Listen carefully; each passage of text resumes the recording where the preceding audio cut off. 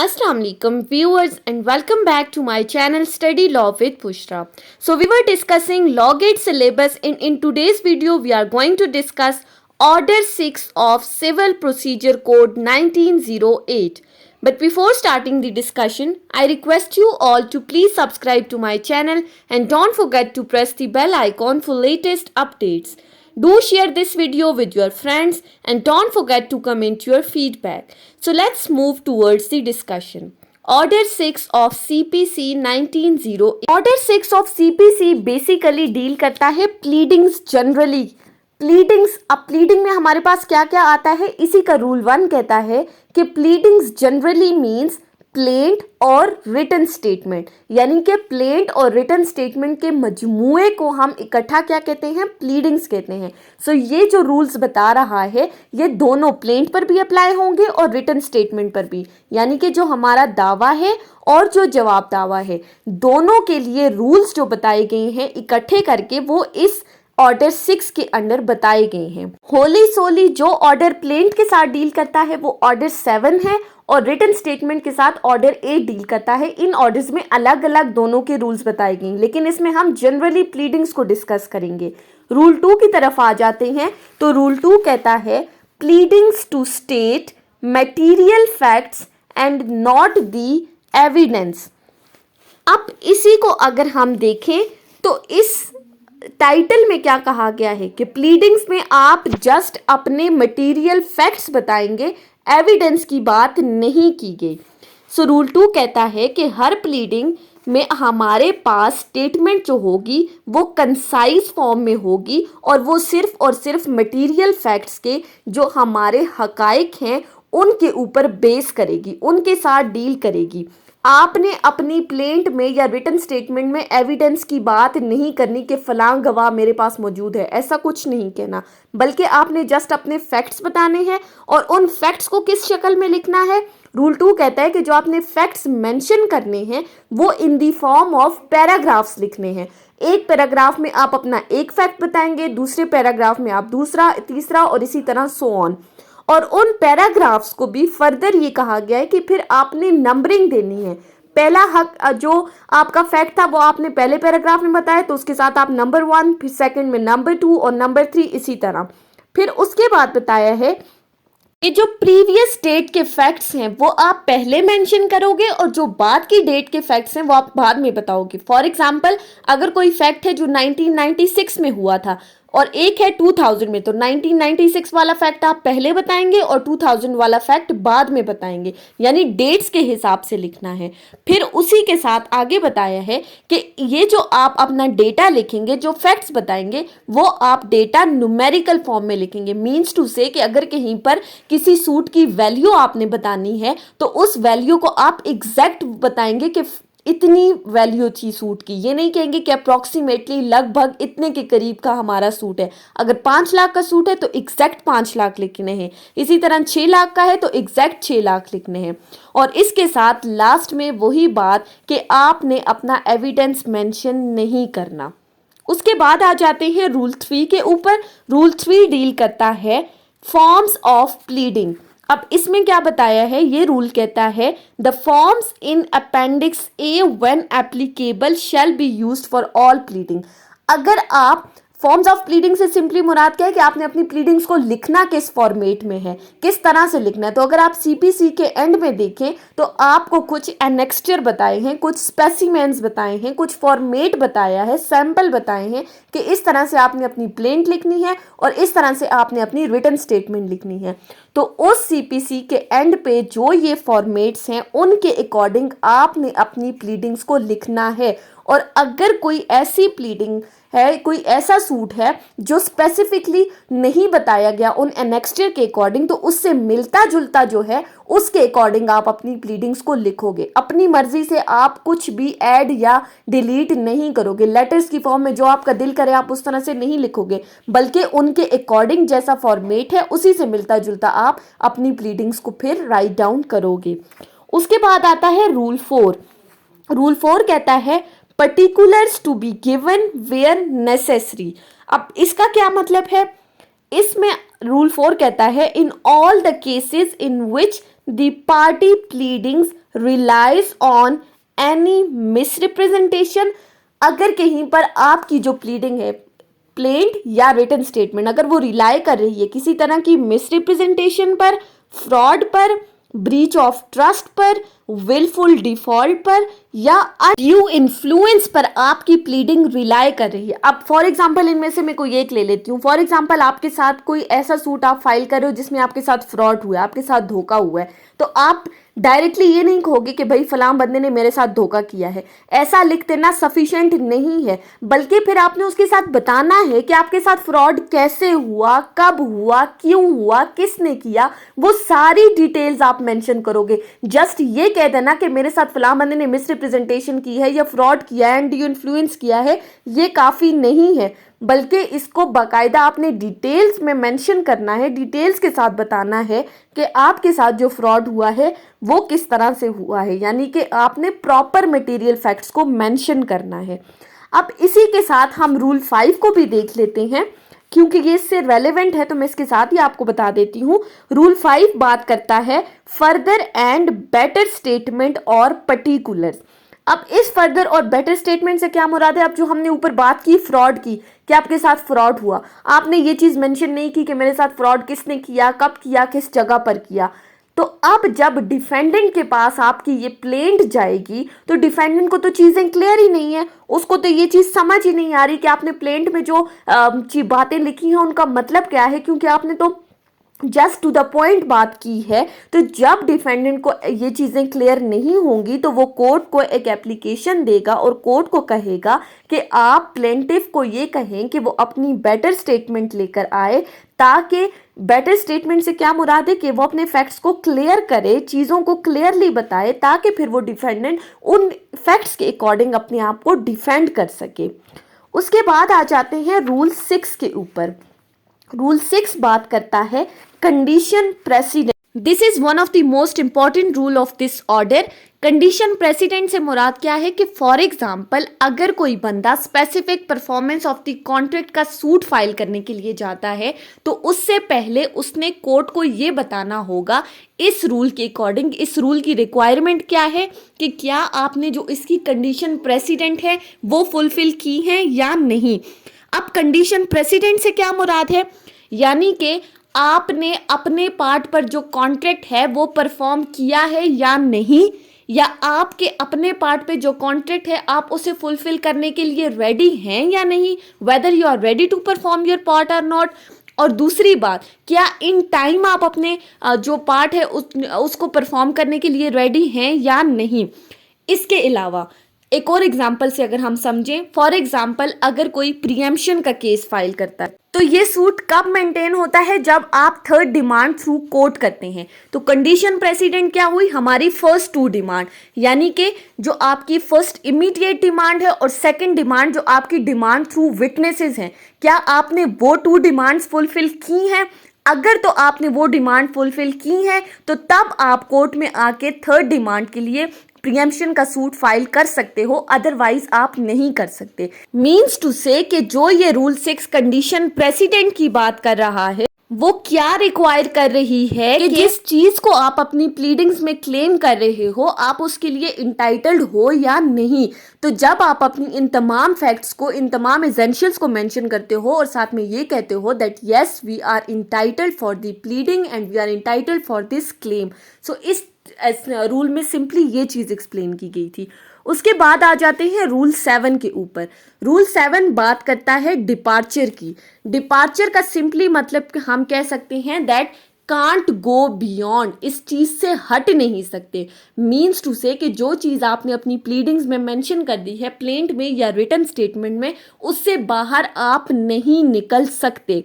और इसके अलावा अगर आपने अपनी प्लीडिंग्स में कोई न्यू ग्राउंड्स रेस करना है, जिस चीज़ का आप एविडेंस लेकर आना चाहते हो लेकिन वो चीज़ आपने प्लीडिंग में मेंशन नहीं की और आप चाहते हो कि अब मैं इसे अपनी प्लीडिंग में ऐड कर दूं, तो ऐसी चीज़ के लिए जब वो न्यू ग्राउंड नेसेसरी है और उसको लाना मस्ट है, तो उस सूरत में आप कोर्ट को अप्लाई करोगे अमेंडमेंट इन दी प्लीडिंग्स के लिए। और अमेंडमेंट इन प्लीडिंग तब होगी जब कोर्ट आपको अलाउ करेगी, कोर्ट आपको परमिट करेगी और साथ ही साथ वो ये कहेगी कि इससे पहले आप इस न्यू ग्राउंड जो आप ऐड कर रहे हैं इसका नोटिस सेकंड पार्टी को भेजें। तो जब आपको कोर्ट अलाउ करेगी, सेकंड पार्टी को नोटिस मिल जाएगा, तो फिर आप अपनी प्लीडिंग में through amendment new ground raise कर सकते हो। उसके बाद आ जाते हैं ऑर्डर 6 रूल 8 के ऊपर। ऑर्डर 6 रूल 8 कहता है डिनाइल ऑफ कॉन्ट्रैक्ट की बात कर रहा है।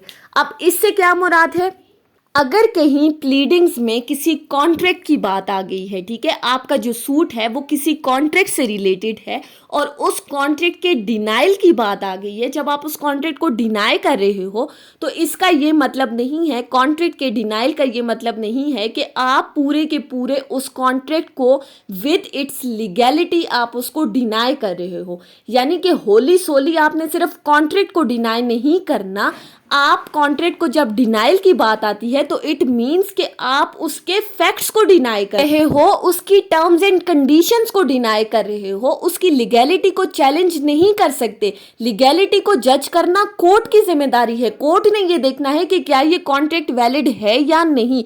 तो जहां पर भी डिनाइल ऑफ कॉन्ट्रैक्ट की बात होगी, it means that you are denying the facts of that contract, not the legality of such contract.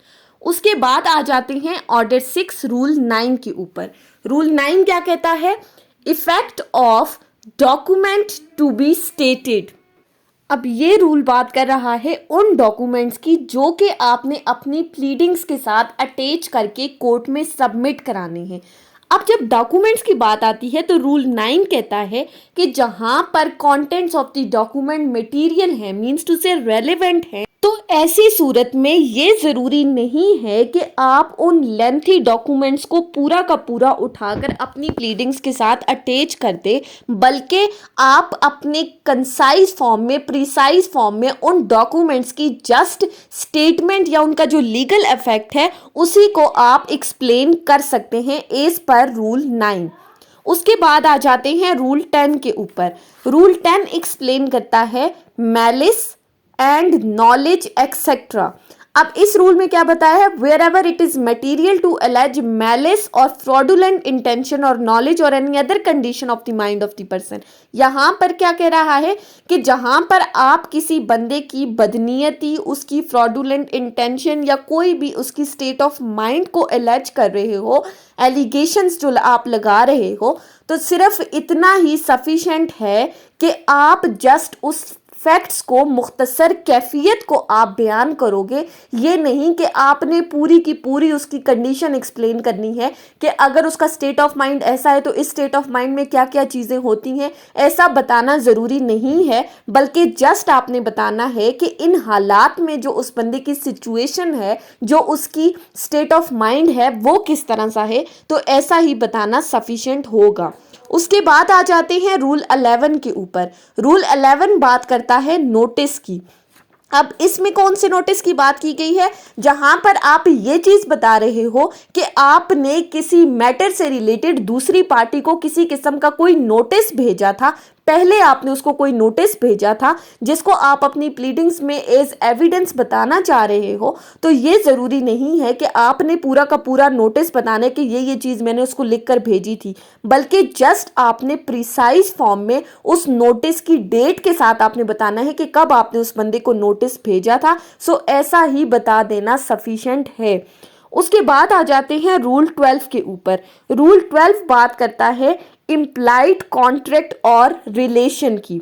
Implied contract से क्या मुराद है, कोई भी ऐसे कॉन्ट्रैक्ट जो किसी बंदे की कंडक्ट से शो हो रहे हैं, जो कोई बंदा अपने बिहेवियर से शो कर रहा है। एक एक्सप्रेस कॉन्ट्रैक्ट होता है जो रिटन कॉन्ट्रैक्ट होता है, जिसमें अगर किसी बंदे के दरमियान कोई एग्रीमेंट हुआ है, वो रिटन फॉर्म में हुआ है, तो आप वो पूरा का पूरा एग्रीमेंट ला के कोर्ट में दे देते हो। अब ये रूल कहता है कि जहां पर इम्प्लाइड कॉन्ट्रैक्ट की बात आ रही है या दोनों पर्सनस के दरमियान कोई ऐसा रिलेशन था कि वो थ्रू सीरीज ऑफ कन्वर्सेशंस और लेटर्स के थ्रू हुआ है या किसी भी तरह से हुआ है, तो यही सफिशिएंट होगा कि आप उस कॉन्ट्रैक्ट के जो फैक्ट्स हैं, जो आपके दरमियान रिलेशंस है, जो कॉन्वर्सेशन है, आप जस्ट उसको प्रिसाइसली रेफर करो। ये नहीं कि आपके पास अगर पूरी फाइल मौजूद है उन लेटर्स की तो आप वो पूरी की पूरी फाइल लेकर आ जाओ, ऐसा नहीं है। बल्कि आपने शॉर्टली जो जो चीज़ें रेलिवेंट है आपने वो चीज़ें उठाकर कोर्ट में बतानी है।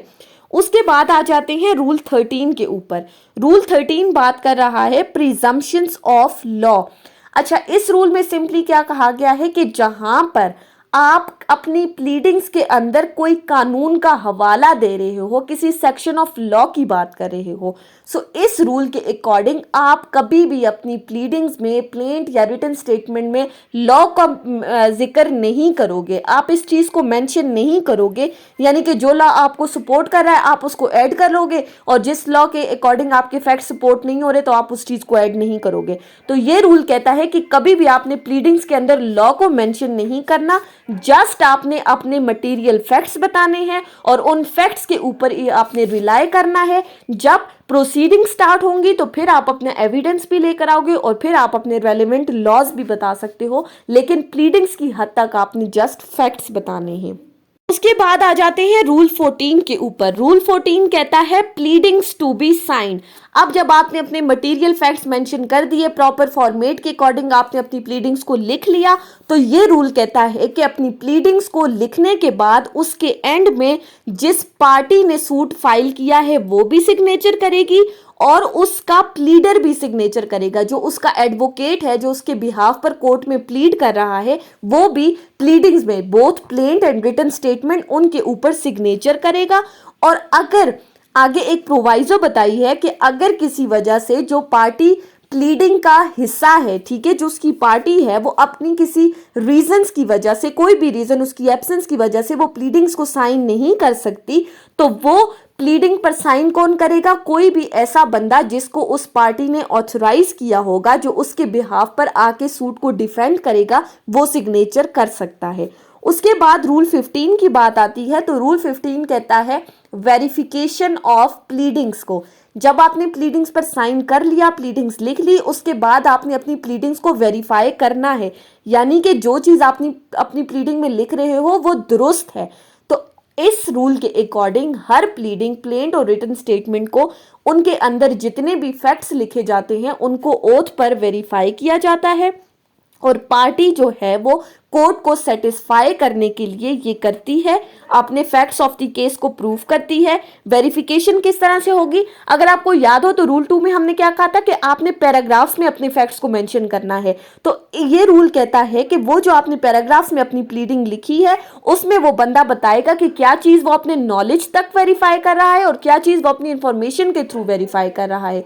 नॉलेज क्या है? कोई भी ऐसी चीज़ जिस पर आपको कन्फर्मिटी है, आपको पक्का यकीन है कि ये बात इसी तरह से। और इंफॉर्मेशन क्या है? कि जो आपने किसी सोर्स से ली है।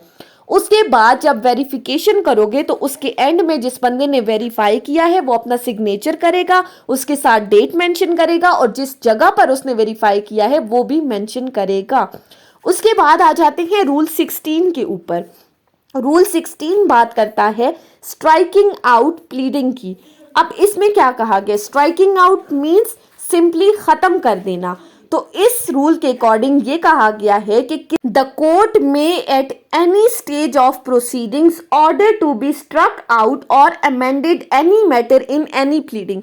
यानी कि ड्यूरिंग द प्रोसीडिंग्स किसी भी स्टेज पर कोर्ट के पास ये पावर है कि वो प्लीडिंग्स के अंदर जो मैटर आपने एक्सप्लेन किया है, जो फैक्ट्स आपने बताए हैं, उनको वो स्ट्राइक आउट कर सकती है। अब कौन से मैटर्स को स्ट्राइक आउट कर सकती है? तो यही रूल आगे फर्दर बता रहा है कि कोई भी ऐसा मैटर जो कि स्कैंडुलस है या फिर कोई भी ऐसा मैटर जो अननेसेसरी है, जो फ्रीविलस है और विक्टेशियस है। अब इनका क्या मतलब है? यानी कि कोई ऐसा मैटर जो डिसग्रेसफुल है, जो गैर ज़रूरी है, जो सिली है, फुलिश है, या कोई भी ऐसा मैटर जो अनॉयंस क्रिएट करने के लिए आपने जस्ट अपनी प्लीडिंग्स के अंदर मेंशन किया है। या दूसरी बात, जो कि कोर्ट के फेयर ट्रायल ऑफ सूट में किसी किस्म की कोई हिंड्रेंस क्रिएट कर रहा है, किसी किस्म का कोई डिले कर रहा है, तो ऐसी सूरत में इन तमाम चीज़ों को कोर्ट स्ट्राइक आउट करने का ऑर्डर दे सकती है, यानी कि ख़त्म करने का, इनको अपनी प्लीडिंग से हटा देने का ऑर्डर कोर्ट कर सकती है। उसके बाद आ जाते हैं रूल 17 के ऊपर। रूल 17 लास्ट रूल है इस ऑर्डर का, जो कि बात करता है अमेंडमेंट ऑफ प्लीडिंग्स की। रूल 17 कहता है कि किसी भी स्टेज ऑफ प्रोसीडिंग्स में कोर्ट किसी भी पार्टी को अलाउ कर सकती है कि वो अपनी प्लीडिंग में किसी भी किस्म की कोई ऑल्ट्रेशन करे या अमेंडमेंट करे। लेकिन ये जो ऑल्ट्रेशन और अमेंडमेंट है, जो ये तरमीम है, या जो आप चीज़ों को तब्दील कर रहे हो, वो कैसी होनी चाहिए? वो जस्ट होनी चाहिए, यानी कि वो फेयर होनी चाहिए। ये नहीं है कि जस्ट आपने दूसरी पार्टी को डिग्रेड करने के लिए या डिसग्रेस करने के लिए आप कोई चीज़ें ऐड या अमेंड कर रहे हो, और जितनी भी अमेंडमेंट्स आप कर रहे हो वो इस मकसद से कर रहे हो ताकि पार्टीज के दरमियान जो कंट्रोवर्सी, उस कंट्रोवर्सी के पीछे जो रीजंस हैं, अगर आप उनको डिटरमिन कर रहे हो तो फिर आपको अमेंडमेंट का ऑर्डर कोर्ट की तरफ से दिया जा सकता है। सो ये हमारी आज की डिस्कशन थी ऑर्डर 6 के ऊपर, जिसके हमने रूल 1 से रूल 17 तक डिस्कस कर लिए हैं। सो ये ऑर्डर यहाँ पर ख़त्म हो जाता है। आई होप कि आपको ये ऑर्डर समझ में आया होगा, अगर आपने वीडियो को अटेंटिवली सुना है तो। सो अगर आपको ये वीडियो अच्छी लगी है तो इस वीडियो को लाइक करें, कॉमेंट करें, चैनल को सब्सक्राइब करना ना भूलें और ज़्यादा से ज़्यादा अपने फ्रेंड्स के साथ शेयर करें। अगर किसी भी किस्म की कोई कन्फ्यूजन है तो आप कमेंट्स के ज़रिए मुझसे पूछ सकते हैं। Thank you so much for watching this video. Till then, अल्लाह हाफिज़।